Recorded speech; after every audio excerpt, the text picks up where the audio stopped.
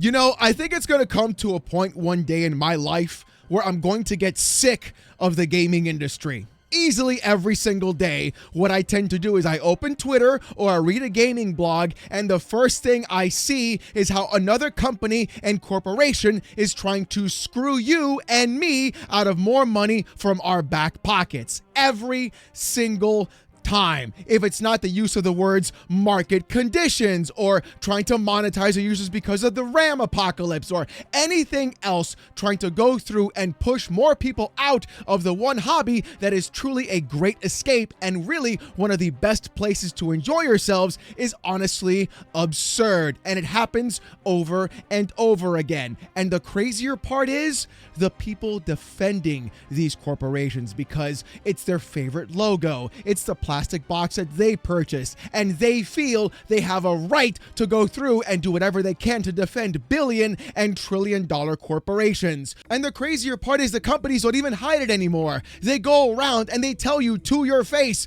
hey, look, guess what, boys? Market conditions have come around and now we need to increase prices. And the worst part about it is, it's not just PlayStation. Apparently, it also happened to Xbox as well. Because we saw everything happen across both companies, where they raised prices, where they increased the cost of their services, where even Xbox tried to charge $80 for video games after getting enough backlash to in fact walk it back. And that proves one thing only. Even though people complain about me, Alex, your videos are always so negative. Well, it turns out being negative in fact makes change in an industry that's trying to screw you out of your own hard-earned money. Because again, these companies, they don't deserve your money. They have to earn it. And the only way they're going to earn it is by actually being good to their customers and consumers and providing you the right price for the right product and the right service. But instead, we get the opposite. We get PlayStation increasing the prices of their consoles. We get Xbox doing the exact same thing. And on top of that, PlayStation then announced the other day that they were increasing the price of their essential services by $1 for the 1 month and $3 for the 3 months. Well, it turns out that was a lie. Because here's what they actually did.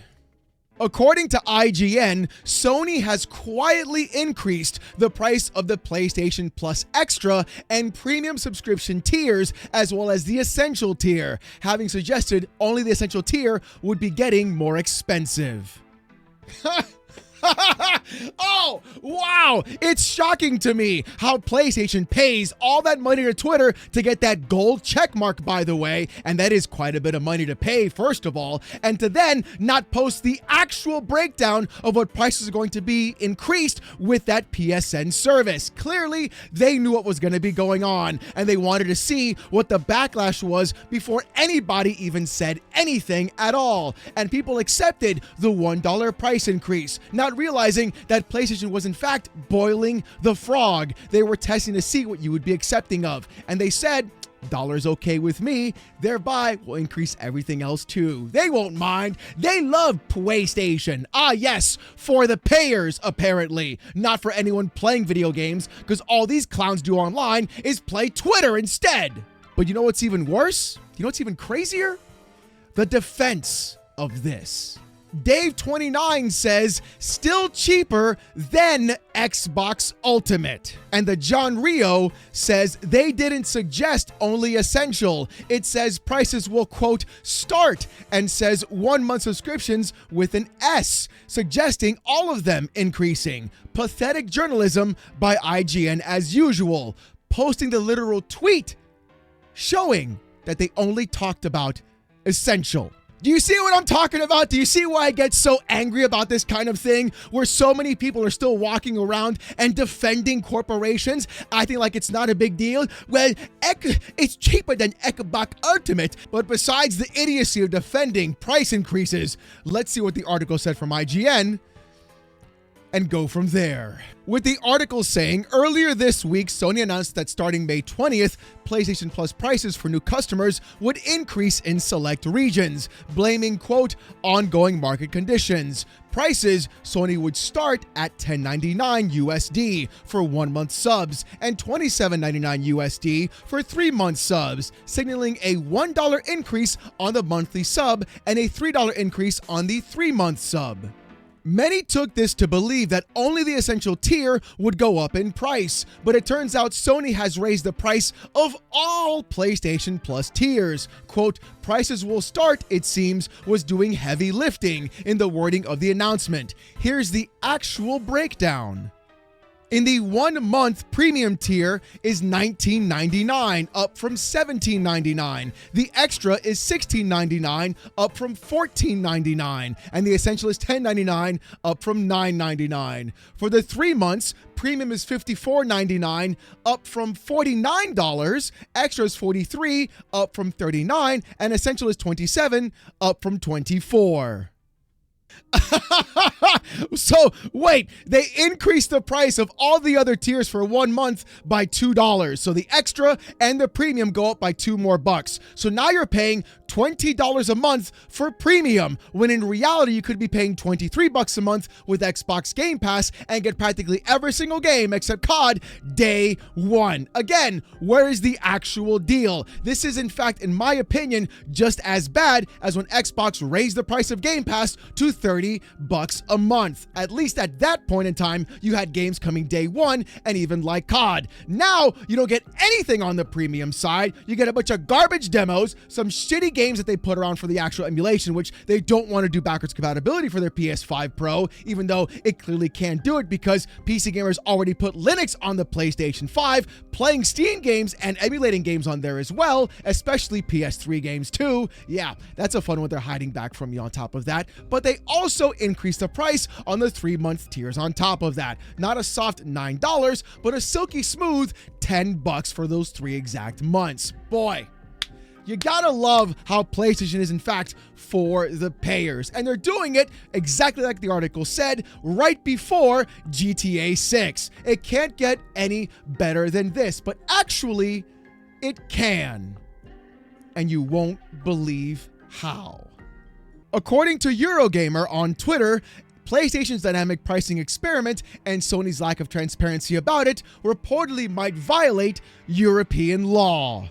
You see, I didn't forget, and neither should you. PlayStation was definitely experimenting with variable rate pricing. They'll show you an incredibly low price before you sign into their services, and then once you sign in, they increase the price on you. You thought you were getting a 90% off game like you do on Steam? Sorry. It's actually 50% off instead, because they're monitoring what kind of purchasing power you have, how much you spend, and then using that to break down what you're willing to go through and spend on their storefront in the first place. They know your break point. They know what you're willing to do, and they're putting any sort of aggravation on you and friction on you to determine what that point for you breaking in fact is. Oh, $40 is too much? Well, how about 35? 35 seems good. What about 37? That seems about right. We can squeeze $2 more out of them. And if you think they won't do that, well, in fact, they actually were. Spawnwave proved that himself, and many other fanboys on top of that. And it gets even crazier when you realize how much data PlayStation even has on you as a consumer. But it looks like the European Union maybe can finally go after PlayStation, and things could, hopefully, maybe, one day, get back to normal. A Danish publication named Arcaden heard from several experts in the field about how Sony's lack of transparency regarding its pricing experiments seemed to fall outside of what's currently legally allowed in Europe. Specifically, the move seems to contravene EU Directive 2011-83-EU. This states that if a company is using personalized pricing, then it must communicate this fact to an end user in a clear and comprehensible manner. There's a caveat here, strictly speaking. Sony might not be engaging in personalized pricing because it's, quote, segmenting prices in other undisclosed ways, the report said. One of these seems to be adjusting prices for logged-in PlayStation users versus logged-out users, but the other ways prices are being adjusted are harder to categorize. And I'll be real, every other major company, not just PlayStation, has been doing variable rate pricing. Nintendo's been doing it, especially on their own hardware, and Xbox did it back in 2022. The problem is, those two companies told you up front they were doing variable rate pricing, and PlayStation found a loophole on their own end where they don't have to tell you because of how they're doing the pricing itself. But in the end, they're screwing you over as a customer and as a buyer of any product on their platform. platform. And what's even worse is that their platform isn't even secure at all. Because according to Colin Moriarty saying this, my PSN account was hacked, seemingly as part of an ongoing, sophisticated series of moves against both random and, quote, prominent users. Indeed, I was told by someone a few days ago that I was going to be targeted, and he was right. He was also hacked. Remember how, like a couple of months ago, all the PC gamers, myself included, did not want anything to do with PSN logins or sign-ins on PC? And every single fanboy was like, it's just an email. You're not going to just give them an email? Why don't you just sign in and give them your email to PlayStation? Well, this is why. PlayStation gives no about security. They don't care about you as a user. They only want your money, and they keep proving it to you every single time. And either by hook or by crook, they're going to do whatever they can to get it, whether increasing prices before GTA 6 because they know you're too much of a simp to go out and buy that game, and you have to buy it on your PS5 Pro for $900 dues before you even buy the goddamn disc drive and before you even pay for the online service. On top of that, which you need to play online for GTA 6 at all. So you're spending like what, $1,200 up front before you even get the goddamn game? But you see, look, PlayStation may be doing the dumbest things possible from the consumer and customer perspective, and it looks like Xbox may be doing the right things instead. However, it turns out that Xbox was also listening to the worst possible people you could ever imagine in your entire life. And it could also explain all the insane decisions that were happening down the pipeline for this brand. And when you hear what I have to say, you better sit down for this one. Because according to Noble on Twitter saying this, Game Pass Family Plan was reportedly canceled because EA was straight up against it. I gotta be real. Why the was Xbox listening to EA, of all companies ever created on the face of the earth? Literally the company that categorized surprise mechanics on their loot boxes in all their video games. The one company that practically everybody hates across the board, even more than PlayStation. The one company that literally does everything they can to over-monetize their users every single time. And yet what happens? Microsoft goes, yeah, those are the guys that we need on our corner. You know, the ones that totally screw over all their customers, the ones where all their customers in fact leave their own product and go to everybody else because they're over monetized every single time. That's who we gotta listen to. No wonder we had all these insane decisions happening across Microsoft and Xbox the past couple of years. No wonder all these things happened, and no wonder it was so incredibly money driven. The 30% profit margin, which clearly nobody was going to ever in the first place, the insane dumping into AI and all the people getting fired, the ridiculous amount of spending happening all the time. And yet here we are, once again, actual things that true consumers want, that people would in fact pay for, getting scrapped because a company that was part of Game Pass or had a contract with Microsoft for Game Pass didn't like the family plan. Idiots. Absolute idiots. But Jez Corden wrote an article. So let's see what that boy had to say.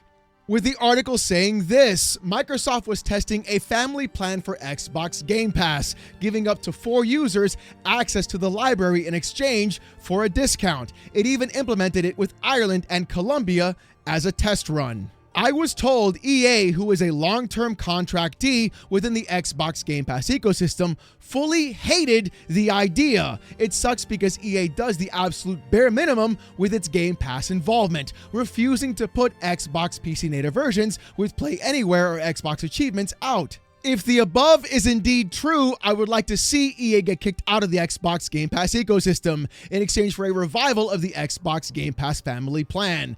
Personally, EA barely releases games anymore anyways. EA shouldn't be allowed to hold back Xbox customers given how anemic its contributions have been.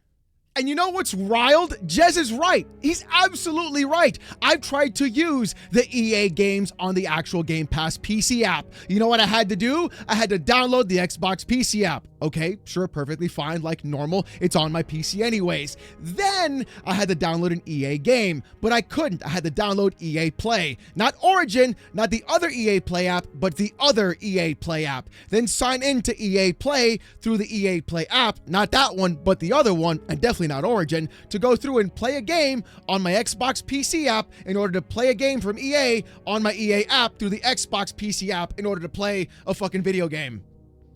How about this? How about take EA and kick them out to the goddamn curb and bring Xbox Game Pass right back down to $19.99 a month? How about them apples? Let's do that. You know what? Let's do it even better. Let's go for the gusto on this one, right?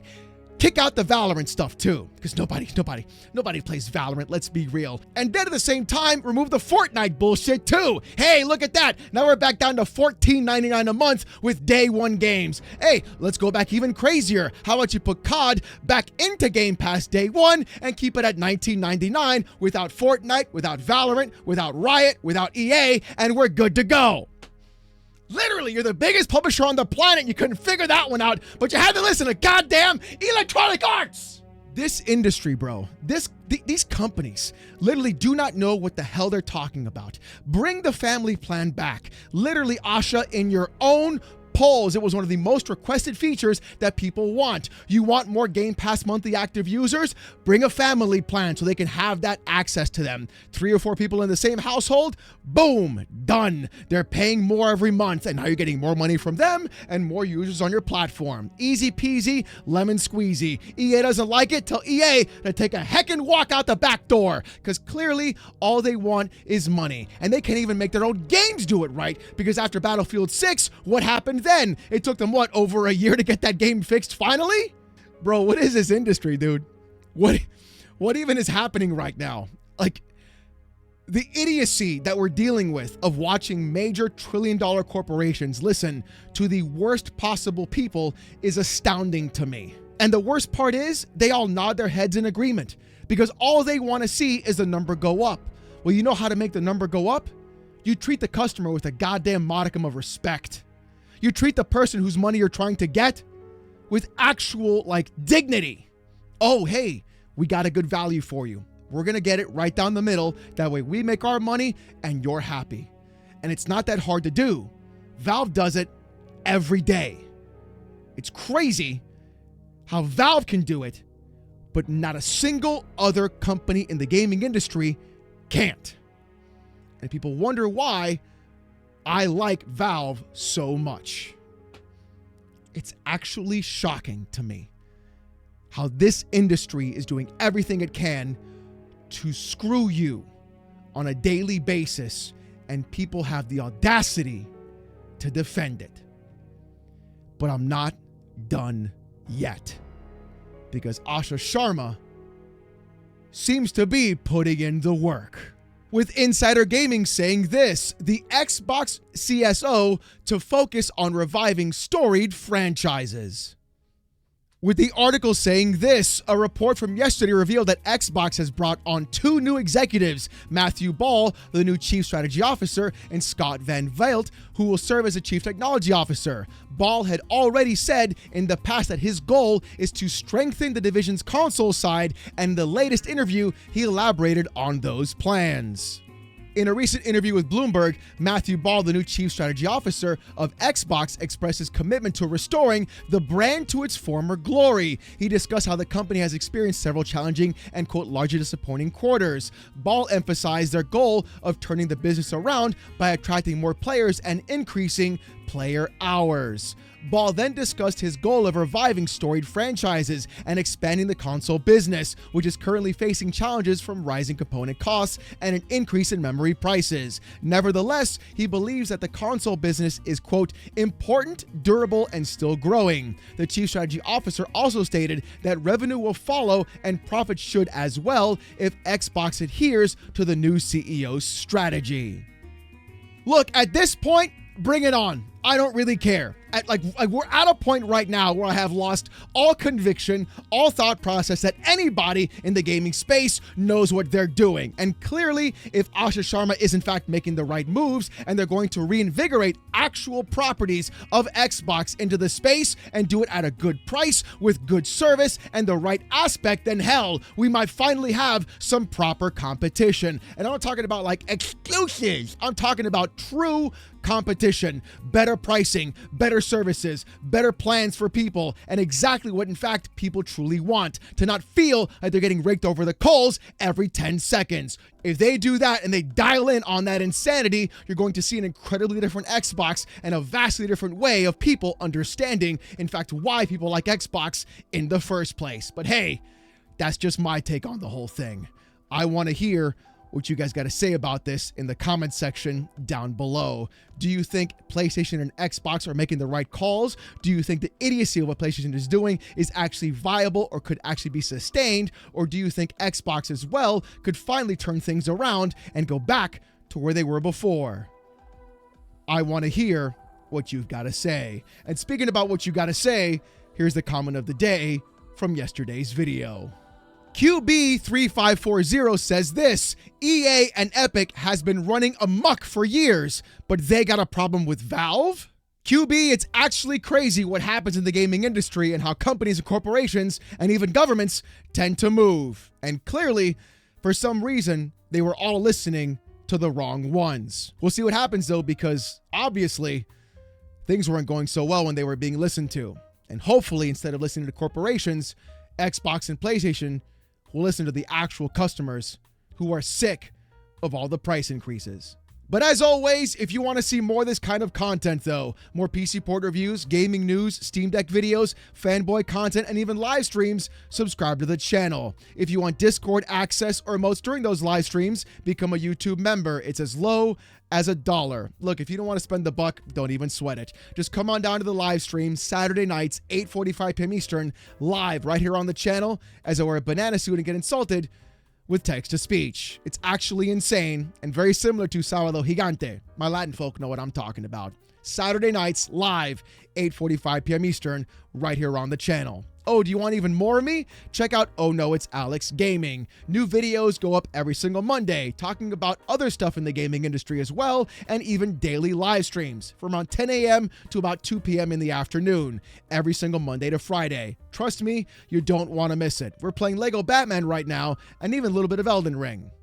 My inner DSP comes out every now and then too. Not the begging, just being bad at the video games. Trust me, it's a hell of a lot of fun. You don't want to miss it. With all that being said, though, thank you guys so much for watching. Hope you have a great one, and I'll see you gooners next time. Peace!